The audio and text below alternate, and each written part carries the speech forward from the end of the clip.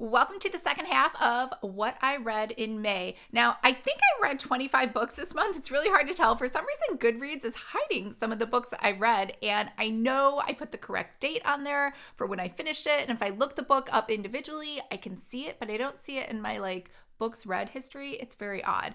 Anyways, if we are not friends on Goodreads, make sure to friend me now. I will leave a link below so I can see what you're reading and you can see what I'm reading in real time. Hi everyone, I'm Lisa, author of the Frosted Misfortunes Cozy Mystery Series starring my own little kitty cat, Lucky. On this channel, we talk all about cozy mysteries, whether those are books, TV shows, or movies. So if this sounds like you or something you might be interested in, make sure to hit the subscribe button below. I post new videos every Tuesday, or I just do extra videos because I can't help it. All right, so what did I read for the second half of May? So the first half of May, I read whatever 25 minus 17 is, and I did another video for that. So today, let's go over in no particular order because my Goodreads is all kind of confusing. I think this is the order in which I read them, but the first one I read is Fresh Brewed Murder by Emmmeline Duncan, and this is number 1 in the Fresh Grounds, I believe it was called. Ground Rules Mysteries. Now, this one was a little, I gave it a 3, first of all. I liked it. I thought it had some promise and good characters, and I would definitely check out the second. But there were just a couple things. It was a little raunchy. They used the word prick. They used the word douche canoe. There's also some joke inside there where somebody is riding a bike and they're like, oh, that's not the only thing you want to ride. And I'm like, I didn't sign up for this, right? I read cozy mysteries and not that I am opposed to those things, but I just wasn't in the mood for that, right? I wasn't expecting that in this book. Also, there's a lot of details about coffee roasting, which kind of got boring, but let me tell you what the story's about. Basically, it's this woman who, I don't know why, she just happened to move to this area where her uncle owns the lot, and she decided to open up her own coffee stand, and I'm not actually sure what she was doing before, but it sounds like that her coffee stand was a location that was really coveted and everyone wanted it, but her uncle gave it to her. So when she was talking to all of the other street vendors that were in that area, she didn't disclose that it was her uncle's area and that he's the one that gave her the spot. So then when they find out, they were kind of like, oh, you're not really one of us, it's your family that owns it, which is true. So she goes into work and there is a dead guy right outside of her coffee shop, and he's been killed with one of the things from her not coffee shop, it's I guess a coffee truck or whatever. And so she is being investigated by the detective. And the thing is, her dad is a cop, but he is the world's worst dad ever. He doesn't help her at all when she's being interrogated and being accused by the other cop. He just sits there and does nothing. And then her mother is this weird grifter. And so they think that possibly she's connected to the victim because her mom had a run-in with the victim prior, even though she hasn't spoken to her mom since she was 10 or something weird like that.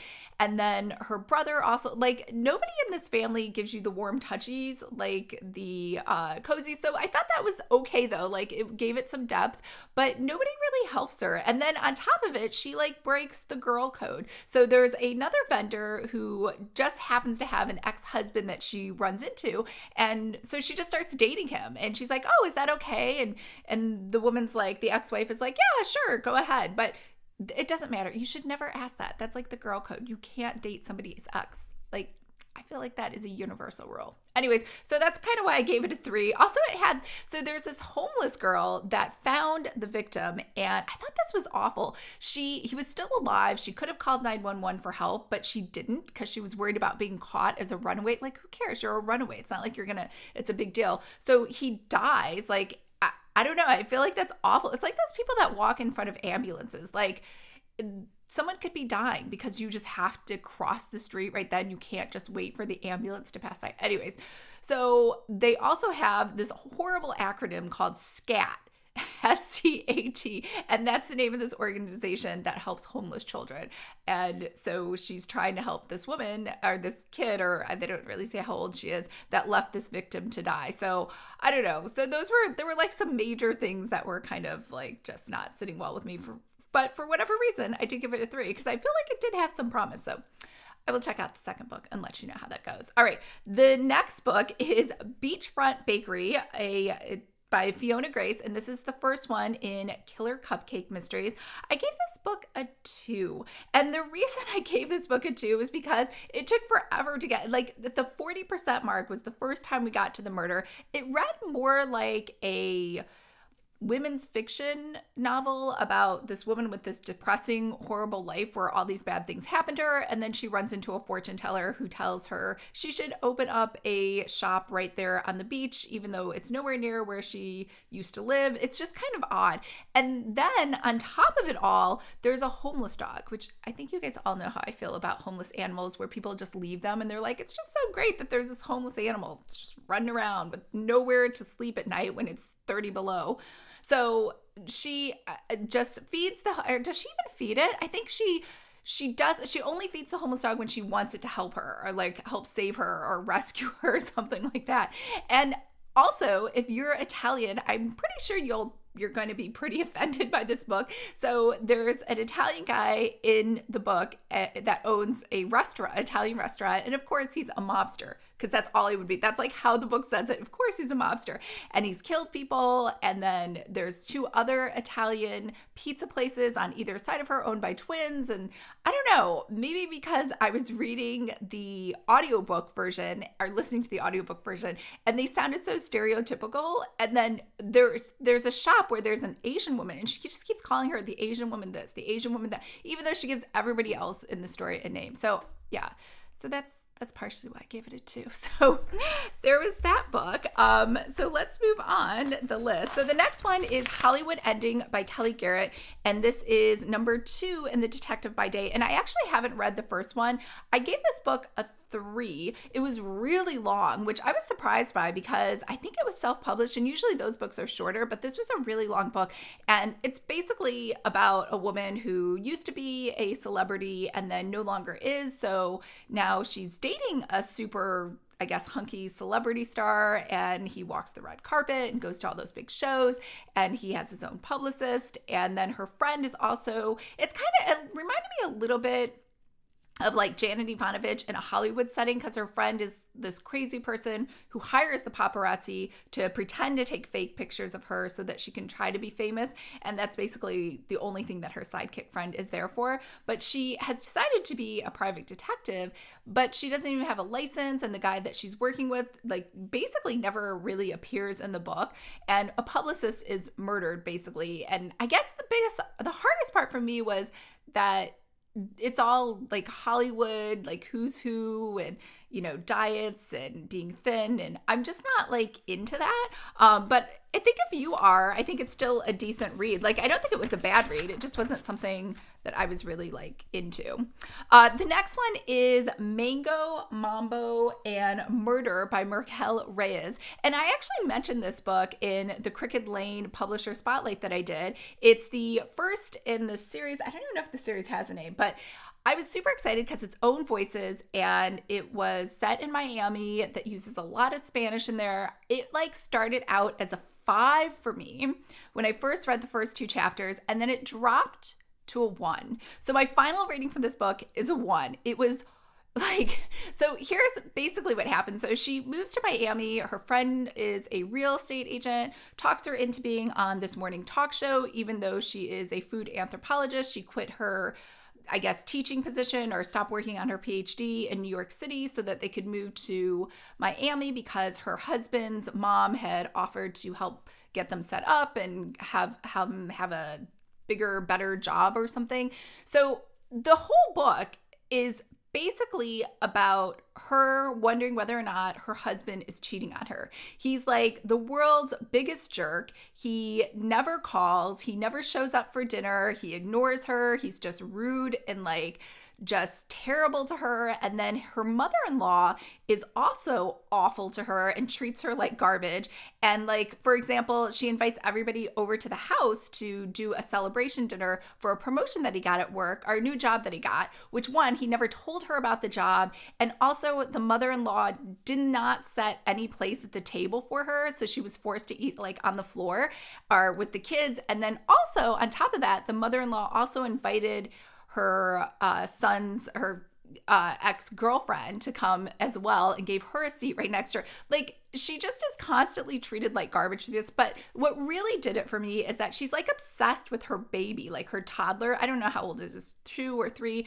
And like the whole thing is about his bathroom routine and his eating routine and brushing his teeth and getting food into him. And like, there was a scene where she was talking about him going to the bathroom and his private parts. And I pretty much vomited in my mouth. Like, I don't have children. I don't want to know about any like little boy private parts. It was disgusting to me. So, but you know, maybe, I don't know, maybe if I was a mom and it was a book about child rearing or potty training, maybe that would have been okay. But because of that, like, this book was a hardcore one for me. Anyways, what were the murders? There was a woman that was super thin, I guess, on this crazy diet, and they're all taking this diet tea or whatever. And so she ends up falling dead at a reception that they're at, like the women's club, where her real estate friend makes her go so she can try to like make connections and meet people when she first moves there.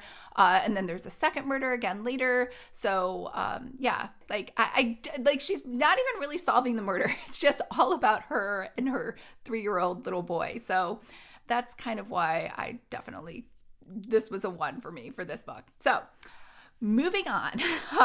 The next one is Kill File by Christopher Farnsworth. This is number 1 in the John Smith thrillers. Now, Christopher Farnsworth wrote this amazing short story with James Patterson that I read, that I reviewed like, I think in April, maybe?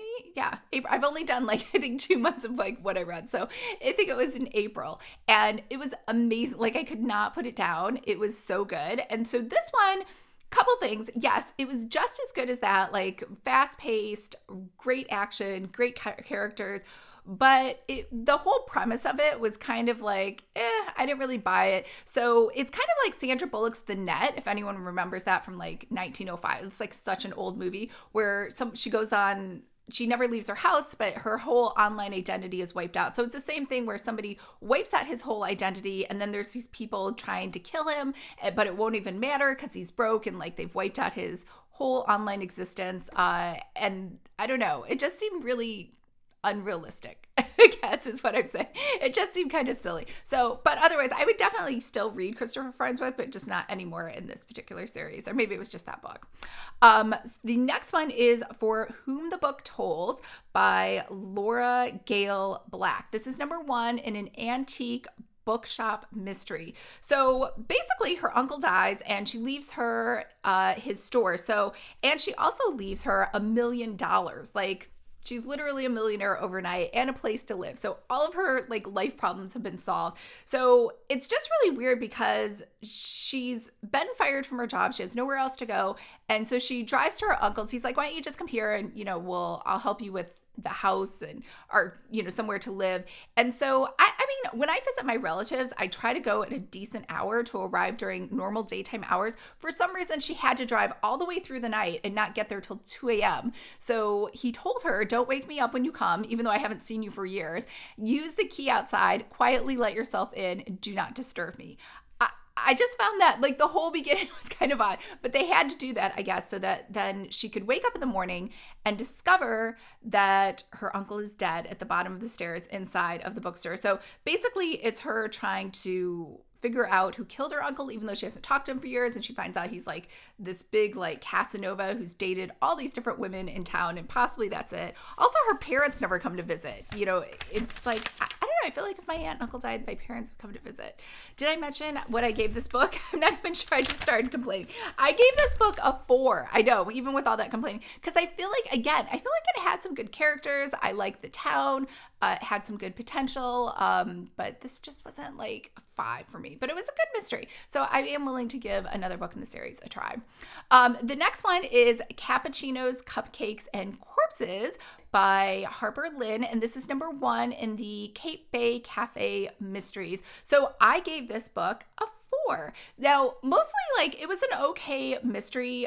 She basically runs home like every character, and then she wants to run Antonia's Italian Cafe, which is her family cafe, but she finds that her neighbor is dead, and her neighbor just happens to be the father of some guy that she went to school with. So it's kind of like a second chance romance as well, because they kind of reconnect and they try to figure out who murdered his dad together, because it doesn't look like the sheriff is doing a very good job. And also super bonus points. I probably would have given this a 3 just overall as a mystery, but because she had found this cute, adorable homeless dog, she actually took it in like on the spot. She wasn't like, oh, cute homeless dog, go away, I'm really busy. Maybe if I see you later, I'll help you. She like was super concerned about it. She brought it to the vet. She got it toys and treats and little doggy bits. So that for me bumped it up to a 4.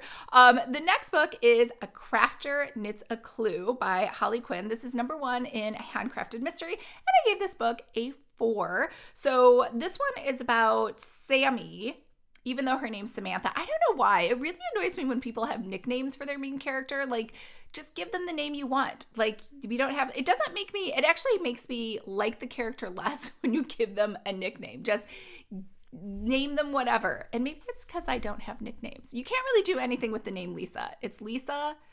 Maybe you might be called Lise. That's it. I've never heard anything else.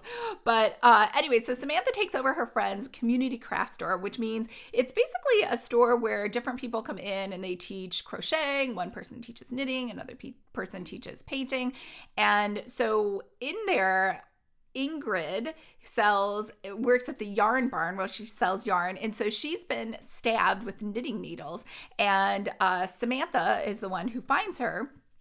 And there's this whole weird backstory mystery where Ingrid is a recovering alcoholic, but she was in a car accident that killed somebody like 30 or 40 years ago or something. So they think maybe her murder is possibly connected to that. So she's researching to try to figure out who killed them. But the only thing that probably made this a bad book was the romance. It was like the worst romance ever. So there's a detective, I'm not sure if it's a detective or a deputy sheriff or something. Anyways, he's investigating, and so she's like, oh, he's so hot, he's so gorgeous, right? And then he asks her if she wants to get food. And she's like, well, I think she said she have to let her dog out or something. And he's like, okay, well, you call a food order in and I'll come over to your house and we'll sit in your house and eat it. And I was like, who would do that? I would never, ever in a million years do that. Like, that was so terrible. Like, I don't know how people date nowadays, but 100% in all my years of dating, I would never let a guy just bring food to my house and like sit there. And then even then on top of it, once he got there, she was like, oh, I feel so bad. I should have picked up some beverages. Why should you have to entertain this jerk who can't be bothered to take you out? And then he doesn't call her, which, first of all, who even cares? And then she's like pining away over this guy who doesn't call or like acknowledge her existence ever again. And then when she finally does see him again, he's like, make me a sandwich. Like, it was just like a caveman kind of romance. And afterwards, she says, he's so great. He's so wonderful.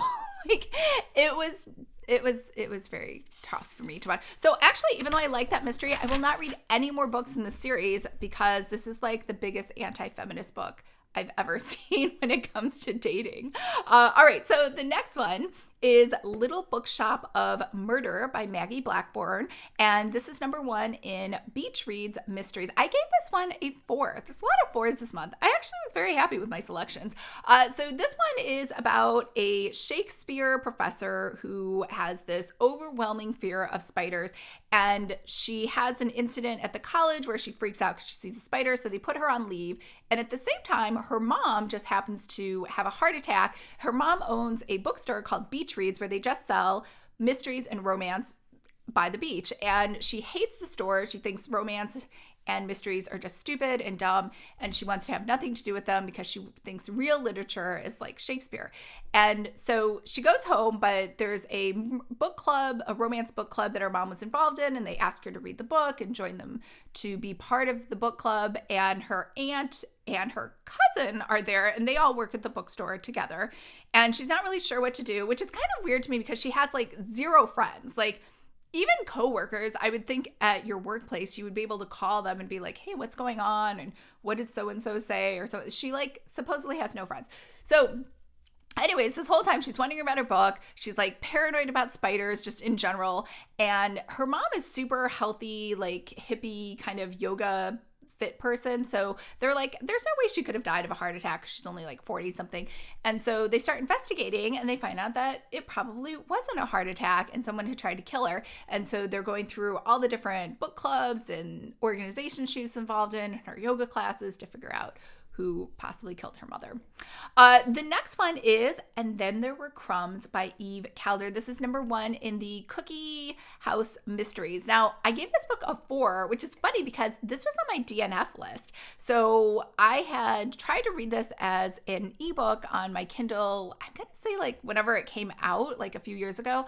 And then because I had to buy all those physical books for my Cozy, for the photo shoot that I was doing, I was like, well, as long as I own it, I might as well try reading it. So I read it and I actually really liked it. It got way better. So in the beginning, I think what the problem was, in the beginning, what happens is she has been dumped by her fiance, right? So big cliche at beginning. And she takes off in this like beater car that barely is working to Florida because that's where they were going to go for their honeymoon. And it's like this picturesque town that she was actually hoping he would fall in love with while they were on their honeymoon and like leave New York City and just move there.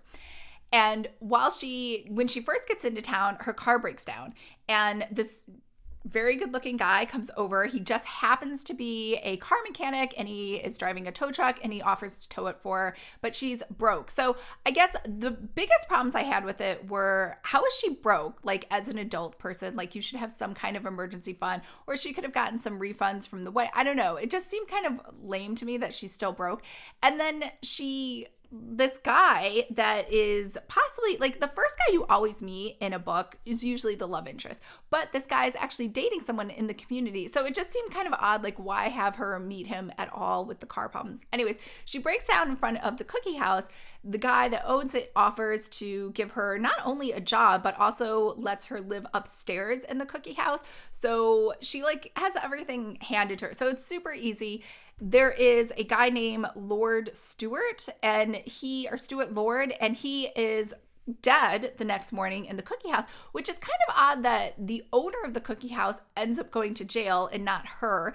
And so while he's sitting in jail, she decides to just run his cookie shop for him. Right?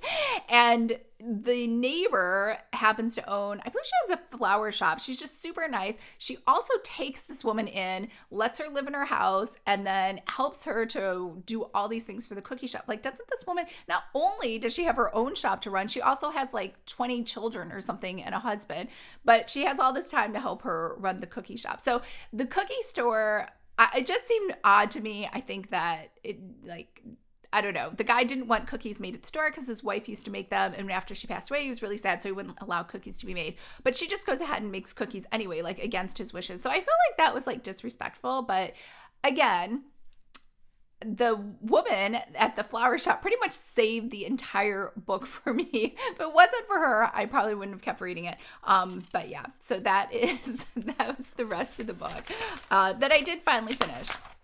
All right, so the next one is Heart and Soul by Jen Frederick. Now, I remember when this book was sold, like I read it on Publisher's Lunch when they talk about deals, and this was like 2.5, 3 years ago, so it's been waiting for a long time for this to come out because I was super excited. Jen Frederick is the only other author that I know that is also a Korean adoptee.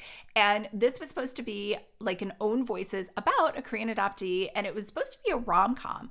But the thing is, it's not a romance because it does not have a happily ever after or even a happy for now.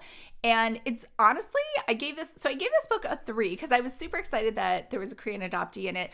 But it was super depressing. Like it opens up where she's at her dad's funeral and then she's searching for her birth parents and she gets an email from her birth father. She goes over to Korea and of course he's dead too. That's like the day of his funeral. She gets there and then she has to sit through the funeral. She doesn't speak any Korean. So it was very disjointed because all of a sudden it started reading like a young adult book where even though she's an adult, I think she's like 25 or 26, she all of a sudden is like acting like a child and she's with all of these other roommates. I don't know why she has to have 8 roommates or whatever, and they all go out partying all the time. It was just kind of bizarre how it took this like young adult turn. And then she meets a guy at the airport who you think is going to be a love interest, but it's not. And like, it just took a downward spiral. So, it's supposed to be kind of like K-dramas, but I honestly am not that into K-dramas. So maybe that's how they all are, just dark and depressing and no hope and no happy ending. Which case, yeah, that's definitely nailed it. So anyways, that was, I guess I was hoping for something a little more happy and upbeat and uplifting. And this was not it. It was more of a drama. So anyways, the next one is Salted Caramel by Amanda Flower. This is number 1 in the Amish Candy Shop Mysteries. I give this one a 5. So I found that I really like Amish mysteries. So, which is, maybe I just really like Amanda Flower because I think I've only read hers and I love them. They're so good. Anyways, this is about a chocolatier from New York who works at Jacques something, which I really think is supposed to be Jacques Torre, which is the famous New York City chocolatier, which I actually lived just a couple blocks from, so I could get chocolate there all the time. Anyways, so she is home because her grandfather's ill, and so her dad is Amish, or was Amish. He gave up the lifestyle and just became what they call an Englisher, left the Amish countryside for the regular world. Her parents are on a cruise, and so her grandparents are like, don't call your parents, don't ruin their cruise, which seems kind of odd to me because her grandfather's deathly ill. Anyway, someone is murdered in the candy shop, and the weapon, or the murder weapon, is one of the knives from the candy shop that her grandma and grandpa own.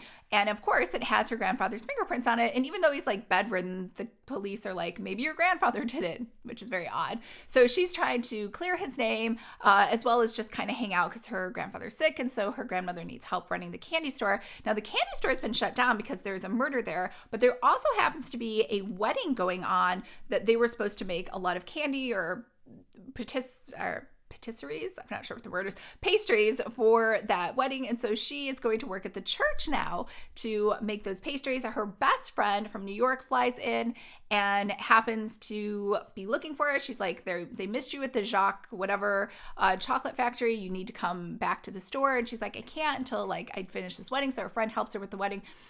Anyways, I don't want to ruin it for you, but I really liked it. It was really good. And of course, I will be reading more in this series. All right, so the next book is The Hidden Life of Trees. So this is by Peter Wohlleben, and I gave this a 3. It's a nonfiction book, and it was amazing. It talked about how, there's mom and dad trees, and then they pool together their resources to help grow their children tree that grows in between them, and how all the trees kind of talk to each other, and how trees have feelings and they have memories. So I thought that was really cool. They talked about how woodpeckers affect the trees as well as woodchucks. The only thing was, it was kind of, and I read this listened to this as an audiobook. It was a little whimsical to the point where I read a nonfiction to get information and be more guided, but instead it was very all over the place. So it was hard for me. It wasn't organized, I guess, was the problem, which I feel nonfiction, or I guess that's what I was looking for in nonfiction, whereas this was kind of just flowy and more like a children's story, I guess is how it read, with the random stuff. So anyways, but I still think it's a good read, even though I give it a 3. The next one is Range. Now, Range it's so weird. So on my Goodreads, I cannot see Range unless I specifically look it up. It's not in my books read, even though you can clearly see I gave it a rating and it says read. But this is Why Generals Triumph in a Specialized World by David Epstein. Now, this was recommended to me from a course I was taking through my friend Becca, which is the Write Better Faster Academy. And it was just talking about how, basically it starts out comparing Tiger Woods and Fibonacci, and how Tiger Woods was very singularly focused on only doing tennis his whole entire life, and that's all he did, versus Fibonacci did a ton of different sports, wasn't really serious about tennis, kind of dabbled in it, and then they both end up becoming top of their field multimillionaire athletes. And so it was arguing basically for the virtues of living more of a Renaissance, well-rounded life and taking in different perspectives and different ideas ideas to help you come to be a better specialist in your chosen area. So, that singular focus that was really popular in the 80s and 90s, it was saying is actually false and doing people a disservice. So I found it fascinating. I gave this book a 5. I think I forgot to say that. And I think it's like a good read. So if you like Malcolm Gladwell, who has lots of really great anecdotal stories to support whatever sort of theory he's putting forth, I think you'll really like this book. And I would definitely read anything else written by this author.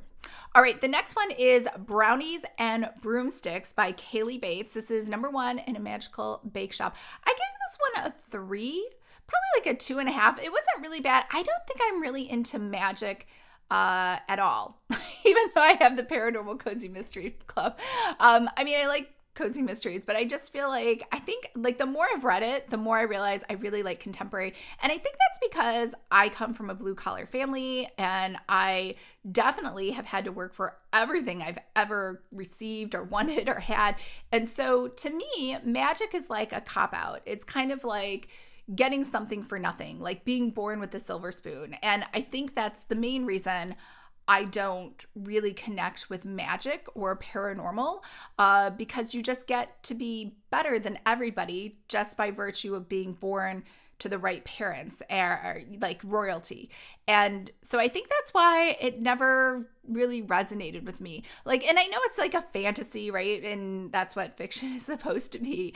But I think, I don't know. It just, I can't really connect with the characters. They don't really seem like they work very hard to me. And they just kind of seem spoiled. I don't know. I know that's like a big like commentary on like all magical stories. But so Brownies and Broomsticks, she comes home to her aunt and uncle's shop and they tell her that she's a witch, but she just happens to be this really great witch, and she happens to be the strongest witch and the most wonderful witch and like the most powerful witch. And anyways, they're trying to solve a murder because there's this woman in town who is really mean, and she forces them to open their shop early, even though they're not ready to, and she doesn't pay them their full amount. And then of course she ends up dead in her car in the parking lot a few minutes later. And so they think that possibly it's her uncle that did it, because they had an altercation and he was like MIA right when the murder happened. So she's working to try to figure that out. So it was kind of weird because it was not a magical like murder, but I felt like the magic was just kind of glommed on, and it wasn't really like a part of the main story, if that makes sense. So anyways, I definitely won't be reading anymore in this series. And then the last one is The Unexpected Inheritance of Inspector Chopra. And this is by Vaseem Khan, and this is an Own Voices Indian international mystery. It's the first in the Baby Ganesh investigations. Now, I love Indian mysteries. I discovered that as well. I really liked the Vishpuri mysteries, which were written by Tarquin Hall. Those are like my absolute favorite. So I was super excited about this. I gave this one a 5. Now I did read, like spoiler alert, I did read the 3rd book in the series just because that's what came up as available in my library queue, and I honestly gave that one like a 3. It wasn't as good as the first one. So this one is really cute. So it's basically about this guy who has to retire from the Indian police force because he has a heart condition and he can't have any more stress. And so they've decided he needs to retire, but he has this last case, which is a boy who drowned. But he's from a really poor family, so the police department doesn't want to investigate it. They're like, whatever, it was just an accidental drowning. But his family is like, he would never kill himself. He would never, he supposedly drowned, like being drunk. And he's like, he wasn't that. He was like a really hardworking guy. So he can't let it go because he like has a nagging feeling like no one's going to help them. And it really was a murder. So he starts investigating on his own. Now, in the meantime, he also has inherited this cute little baby elephant that's named Ganesh, and his uncle sent him the elephant and said it's a very special elephant, and he's not sure like he doesn't know anything about elephants, like I wouldn't either, and the elephant's like depressed and it won't eat, and so he calls these specialists, and he's about to send the elephant away to an elephant sanctuary because he's like, well, maybe the elephant will be happier with other elephants. And then the night before he's supposed to be sent away, there's a flood, which monsoon floods in India all the time. And so the elephant was locked up in the courtyard because they live in an apartment building, so they didn't really have anywhere to put the elephant. And he runs outside because the elephant's about to drown because of the way the courtyard is shaped. And he doesn't really swim, but he's trying really hard to get this elephant out. And like when he's doing that, he realizes that he like loves the elephant and like he doesn't want to give it up and he really cares about it. And he brings the elephant inside the apartment. It's really cute. And so anyways, I loved I've never thought of the elephant as being like a sidekick sort of animal in a book, but it worked out really well. So anyways, I thought it was a 5. The third book was, again, a 3. I am reading book number 2 right now, so we'll see if that one's different. I guess what happened was it was so dynamic in the first one with the wife doing like crazy things because they don't have a kid. And there was a neighbor that was pregnant and she was like, oh, maybe I'll just pretend the kid's mine, right? Like, so she was doing crazy things. And then all of a sudden, for some reason, in the third book, she like doesn't have as much of a personality or spark, which I feel like is like the best part of the Indian mysteries is that the woman in his life always like has her own things going on. So anyways, so I will try reading book 2. I will report back later on how that went. So I think those are all the books. Again, Goodreads is like mixing things up for me, so I can't find them. But that's my wrap up for what I read in May. And I'll see you guys back in June. I don't know. I'm planning to do a lot of other things in June, in theory. I don't know. It's so easy to read these audiobooks like while I'm in the car and they just finish so quickly. But I'm probably not going to read as much in June, but we'll see. And I will, remember, if you are not friends with me on Goodreads, make sure to friend me. I will leave a link to that below. I hope everyone's having a fabulous day, and I'll talk to you guys later. Bye.